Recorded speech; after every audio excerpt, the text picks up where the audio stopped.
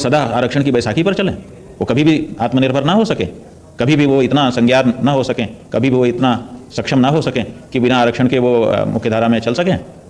ऐसा तो नहीं चाहते होंगे ना। वो तो यही चाहते थे कि जब तक पिछड़ गए हैं उतनी देर तक हम कदम ताल कर लेते हैं और उनको थोड़ी सी सुविधा दे देते हैं ताकि वो हमारी बराबरी में आ जाएं, फिर हम सब लोग मिल बैठ करके देश और समाज की उन्नति का मार्ग तय करें।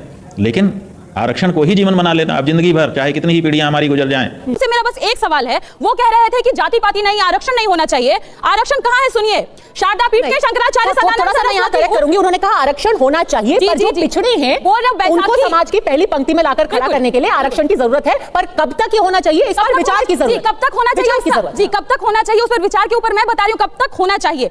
वर्तमान में 4 शंकराचार्यों के नाम सुनिए। शारदा पीठ के शंकराचार्य सदानंद सरस्वती उर्फ रमेश अवस्थी पुत्र विधाकर अवस्थी। ज्योतिष पीठ के शंकराचार्य अवि मुक्तेश्वरानंद, जिनको आपने बुलाया, इनका असल नाम है उमा शंकर उपाध्याय। अगला पीठ के गोवर्धन पीठ के शंकराचार्य निश्चलानंद सरस्वती उर्फ नीलांबर झा। श्रृंगेरी पीठ के शंकराचार्य भारती तीर्थ जी उर्फ सीतारमन अंजनेलायु।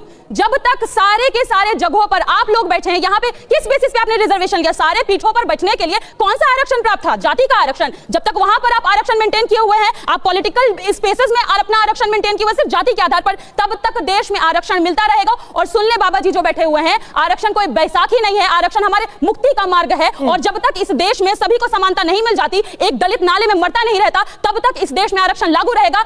वोट से लेंगे सीएम पीएम, आरक्षण से एसपी डीएम।